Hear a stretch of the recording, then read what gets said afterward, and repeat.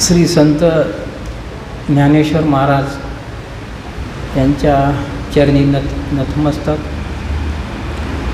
आज हा कार्यक्रम आता लगेच 7 जूनपासून पेरण्याला सुरुवात होत आहे आणि असा हा योग्य वेळी कार्यक्रम आज रोजी कृषी विज्ञान केंद्र दहेगाव यांच्या वतीनं कृषी उत्पन्न शेतकरी मेळावा घेण्यात आला आणि हे योग्य वेळी घेतल्याबद्दल आज कृषी विज्ञान सर्व शेतकऱ्याच्या वतीनं कृषी विज्ञान केंद्राचे अभिनंदन करतो. माझा थोडा विषय मोठा असल्यामुळं मी थोडं डायरेक्ट सुरू करतो, चालेल ना? आता या ज्यावेळेस कालपासून या परिसरात आलो आणि इथलं जे वैभव बघितलं आणि आमचे मिळूने म्हटले की आपण काहीतरी पाप केलं, आपण विदर्भात जन्मलो होते आणि एवढे तुम्ही नशीबवान आहेत.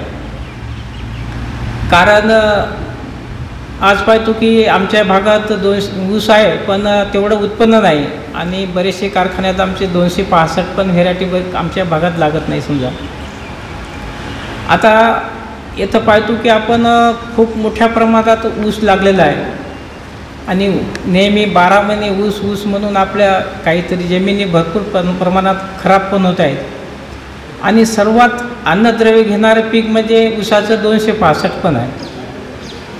सर्वात मोठ्या प्रमाणाचं अन्नद्रव्य पण घेतात आणि त्याच पद्धतीनं आज मी इथं पाहिलं की एवढं काम मोठं केलेलं आहे की समजा की आज या परिसरात हे कृषी विज्ञान केंद्र आहे आणि आल्या शिंदे साहेबांनी तर खूप अशी माहिती सांगितली की त्यांना तर आम्हाला असं वाटायला की त्यांना आमच्या भागात नेऊन आमच्या शेतकऱ्यांना पण ही माहिती पोहोचावी आणि म्हणून हे जे ऊसाचं पाचट आहे समजा जाळू नाही त्याच्यावर एवढं मोठं विज्ञान केंद्र आपल्याला लाभलेलं आहे.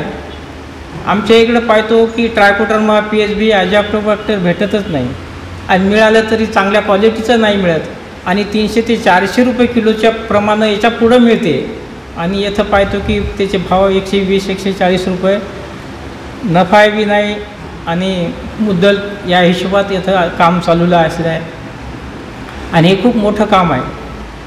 आता आम्ही आपली एक अमृत पॅटर्न ॲप पण काढलेली आहे कापसाच्याबद्दल माहितीची समजा आणि याद्वारे समजा आमच्या पण परिसरात हे मायक्रोन्यूट्रन्स जसं की आज इथं सिलिकॉनची पण निर्मिती होत आहे आणि ते आमच्या परिसरात पण मोठ्या प्रमाणात राबवणार समजा. आता पहिले माझा परिचय देतो.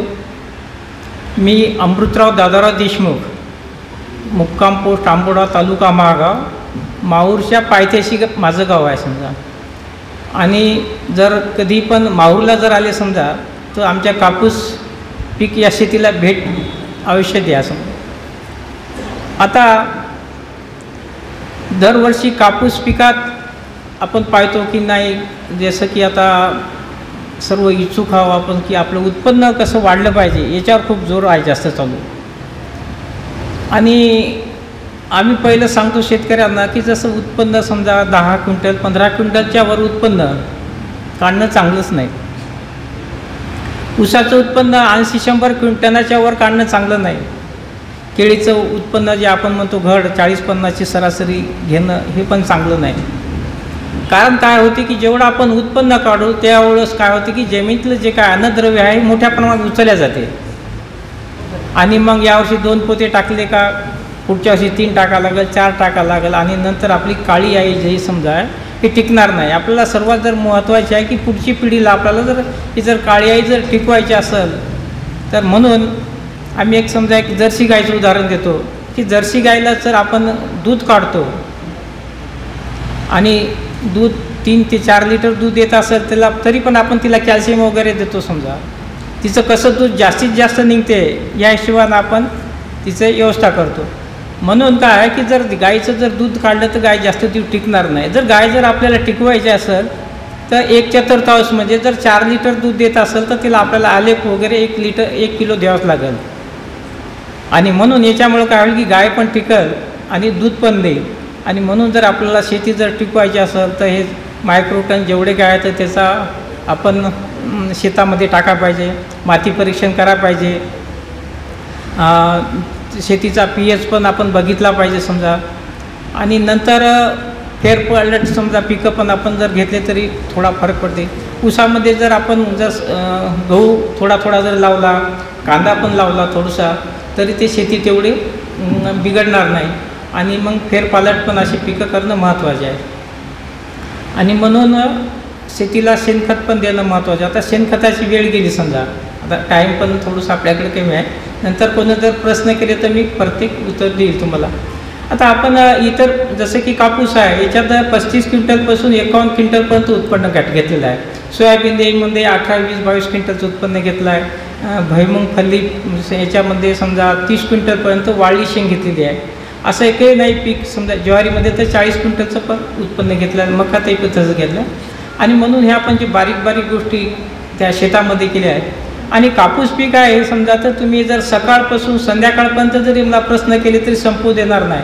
एवढे बारीक बारीक गोष्टीचा विचार म्हणजे आपण याच्यात बारीक बारीक गोष्टीचा अभ्यास केलेला आहे. आता जे आम्ही सांगतो समजा हे 100 गुणाचा पेपर आहे, याच्यात तुम्ही सोडवता किती याला महत्त्व आहे. आणि म्हणून प्रत्येक गोष्ट सुटली पाहिजे, तेवढं उत्पन्न वाढणार आहे. आणि म्हणून सुरुवातीपासून ते शेवटपर्यंत कापूस पिकामध्ये आपण काय करायला पाहिजे हे तेवढं महत्त्वाचं आहे. आता कपाशीची जी नांगरटी असते समजा, आता तुमच्या भागात का माहीत नाही, पण बऱ्याचशा भागात पाहतो की 2 फाळीनं पलटी नांगरणी करते तर. आणि ते पलटी पण होत नाही. आणि मग ते काय होते की आरे काढू करतो आपण समजा. त्याच्यामुळं काय होते की कुठं गड्डे पडते तर कुठे बांधी पडते तर. आणि याचं असं जर नांगरटी केली तर 3 ते 4 क्विंटलचं उत्पन्न कमी येते. म्हणून पलटी नांगराने 3 फाळाच्या पलटी नांगरानं नांगरणी करणं महत्त्वाचं आहे समजा. आता तुमच्या भागात तर मी पाहतो की शेत्या खूप सपाटीकरण आहेत, पूर्ण प्लेन आहेत. आमच्या भागात अशा नाहीत. आणि म्हणून दरवर्षी 3-4 एकरवरची सपाटीकरण करणं महत्त्वाचं आहे. त्याचे ड्राम चर काढणं महत्त्वाचं, पाणी काढून देणं पण महत्त्वाचं आहे. आता तुमच्या भागात पाहतो की खूप शेतकरी सुशिक्षित असल्यामुळं एवढं काही सांगायची आवश्यकता नाही. आपण पाहतो की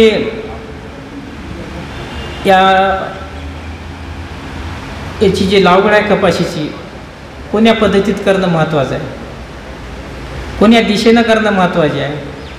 तुमच्या इकडं कोण्या दिशेनं करतात लागवड? दक्षिण. तर सर्वात महत्त्वाचं आहे की उत्तर दक्षिण करणं महत्त्वाचं आहे. उत्तर दक्षिण असणं महत्त्वाचं आहे. परंतु काही शेतकऱ्याचं कसं म्हणणं पडते की आमची जी शेती आहे ते पूर्व पश्चिम खूप लांब आहे. काही शेतकऱ्याचं म्हणणं असते की पूर्व पश्चिम आमची ड्रिप केलेली आहे. काही शेतकऱ्याचं म्हणणं पडतं की आमचं खुजं शेत आहे, आवतं हाणायला पलटवायला ट्रॅक्टर पण पलटवायला परवडत नाही. याच्या पर्याय काही नाही का म्हणजे आम्ही म्हणतो याचा पर्याय काय नाही, 2-4 क्विंटलचं उत्पन्न कमीच घ्या. आणि मग याचा तुम्ही जर म्हणले समजा उत्तर दक्षिण आणि पूर्व पश्चिममध्ये काय फरक आहे तर मी सांगू शकतो. सांगा का की माहीत आहे सर? सांगू. सर्वात महत्त्वाचं जसं आपल्याला सूर्यप्रकाश, अन्न जेवढं महत्त्वाचं आहे तसंच पिकाला पण सूर्यप्रकाश, मोकळी हवा भेटणं महत्त्वाचं आहे. आता आल्या साहेबांनी ज्यावेळेस सांगितलं की आमच्या इकडे पूर्वी 3 फूट कापूस लावत होते, आपलं ऊस लावत होते, परंतु आता 6-7 फुटापर्यंत ऊसाची लागवड होते. याचं कारण कसं की जेवढं पान जास्त लांब पडेल आणि त्याच्यावर जेवढं सूर्यप्रकाश फोटोशन करण्याची क्रिया वाढेल तेवढं उत्पन्न वाढते. तसंच कपाशीमध्ये बी आहे. आणि म्हणून याला सूर्यप्रकाश खूप महत्त्वाचा आहे. आता आमच्या भागात काय होतं की सुरुवातीला विषम म्हणजे 3x3 कापसं लावत होते, कोणी 3.5x3 कापसं लावत होते. परंतु काय होत होतं गेले की समसंख्येत ज्यावेळेस कापूस लावला तरी पूर्व पश्चिम ही बाजू लवकर मिळत होती आणि उत्तर दक्षिण बाजू लवकर मिळतच नव्हती. मग काही शेतकऱ्यांना काय केलं की ही बाजू पूर्व पश्चिम लवकर मिळत असल्यामुळं काय केलं की एक बाजू 4 फूट ठेवत गेले आणि उत्तर दक्षिण बाजू 3 फुटात ठेवत गेले. आता हल्लीमध्ये काय होते की 6 फूट पूर्व पश्चिम होते आणि 1 फूट उत्तर दक्षिण होते, काहून तर फट्टा मिळते म्हणून. परंतु आपण पाहिलं नाही की दोन्ही बाजू सम असता वेळेस एक बाजू लवकर मिळते, एक बाजू का लवकर मिळत नाही, याच्याकडे कोणीही शेतकऱ्यांना लक्ष केलं नाही. आणि म्हणून कसं आहे की सर्वात जसं की पट्टा पद्धत असो किंवा जोडवड पद्धत असो, हे तर पुन्हा सांगितलं समजा. आता म्हणून याचं जर नातं जर पाहिलं कपाशीचं, सूर्यप्रकाशाचं खूप मोठं नातं आहे, खूप मोठा दोस्ताना आहे. समजा आपण जर सकाळी जर पाहतो याचं जे शेंडा आहे, टोक आहे की नाही, हे उगवत्या सूर्याकडे राहते आणि सायंकाळी जर पाहिलं तर ते मावळत्याकडे तोंड जाते आणि दुपारात जर पाहिलं 12 वाजता समजा तर भर असं सरकत राहते समजा, ठीक नाही, ते सूर्याभोवतीच फिरत राहते. म्हणून याचं खूप मोठं नातं आहे. वेलवर्गीय जरी पीक असलं समजा तरी वेलावर वेल जात नाही, ज्याचं रिकामं रान आहे समजा त्याचंच वेल पण ते राहते समजा. मग आपली जी लावगड आहे समजा, हे काय की पूर्व पश्चिम आहे समजा. आता मग एक उदाहरणार्थ जसं मी तुम्हाला बोलावलं एक सूर्यासारखा समजा, तर प्रत्येक शेतकऱ्याकडे माझ्याकडे लक्ष आहे. आता काही शेतकऱ्यांना मी दिसत नसल्यामुळं काही आपण इकडं बघून इकडं पाहिलं ना मला बघण्यासारखं. तसंच काय आहे की आता ही पूर्व पश्चिम जी दिशा आहे समजा, एक कापूस लागते आपल्याला पूर्व पश्चिम, आणि सूर्य काय राहते की उत्तर आणि पूर्व आणि पश्चिममध्ये जास्त राहते, ठीक नाही. मग काय होते की सकाळच्या पारी ही पलाटी आहे, हिच्या पाठीमागची जी पलाटी आहे हिला सूर्य दिसतच नाही. आता सूर्य दिसत नसल्यामुळं काय होते की मी जसं तुम्हाला उदाहरण दिलं, तुम्ही इकडल्या अँगलमध्ये वाढते, ती या बाजूला अँगलमध्ये वाढते. आता इकडल्या अँगलमध्ये वाढल्यामुळं काय झालं की ते फट्टा लवकर मिळून जाते आणि फट्टा लवकर मिळाल्यामुळं काय होते की पलाटी म्हणजे मिळून जाते आणि फट्टा मिळाला की मग आपल्याला अनाठ्या वाढ होते, त्याच्यावर पाहिजे तसं उत्पन्नच भेटत नाही. आणि मग काय म्हणतो की आपण पूर्व पश्चिममध्ये सूर्यप्रकाश जास्त भेटते, जर तिला पूर्व पश्चिममध्ये जर सूर्यप्रकाश जास्त जर भेटला असता तर तिला उत्तर दक्षिणमध्ये फट्टा मिळाला असता का, म्हणजेच त्याला सूर्यप्रकाश भरपूर भेटत नाही. दुसरी गोष्ट, सूर्य पूर्व आणि पश्चिममध्ये जास्त असल्यामुळं सकाळची जी सावली आहे हे पूर्वेकडे पडते आणि सायंकाळची उत्तरेकडे पडते आणि सावली खूप लांब जाते. आता उदाहरणार्थ एखादी जर कोंबडी आहे समजा, तिचं जे पिल्लं आहे तिच्या पखात सुरक्षित राहतेच, ठीक नाही. असंच प्रमाण काय की झाडाची जेवढी सावली काय दूर जाईल तेवढ्यामुळे हिचे जे तंतुमुळे असतात तेवढ्या पसरतात, खूप लांब जातात आणि मोठ्या प्रमाणात अन्नद्रव्य उचलतात आणि म्हणून उत्पन्नात 3-4 क्विंटलचं उत्पन्न वाढते. परंतु आपण पूर्व पश्चिम समजा जर कापूस जर लावला, आपण एखाद्या वेळेस पाहतो 40-45 डिग्री तापमान ज्यावेळेस असते त्यावेळेस आपण घराच्या बाहेर पण निघत नव्हतो. तसंच काय झालं की हे जे सूर्य पडल्यामुळं जे काही त्याचं ते ऊन आहे समजा, हे पूर्व पश्चिममध्ये पूर्ण फट्ट्यामध्येच राहते आणि झाडाची जी सावली आहे की नाही ते या झाडाची तिकडलं म्हणजे पूर्ण त्या कापसाच्या तासाच्या फट्ट्यानंच राहते. त्याच्यामुळं काय झालं की मुळ्या डेव्हलपच होत नाहीत आणि डेव्हलप होत नसल्यामुळं काय झालं की त्याला सूर्यप्रकाश हवा वगैरे भेटण्यासाठी. याच्यावर बोलतो मला तरी आणखीन बराच वेळ लागेल. जर तुमची पुढे चालून काही जर प्रश्न असेल तर मी जर समाधान झालं नसेल तर मी उत्तर देईल. समजा जेवढे तुम्ही प्रश्न करसाल तेवढं मी काही विसरलेलं असेल तर ते परत आपली एक चर्चा संवाद होईल समजा.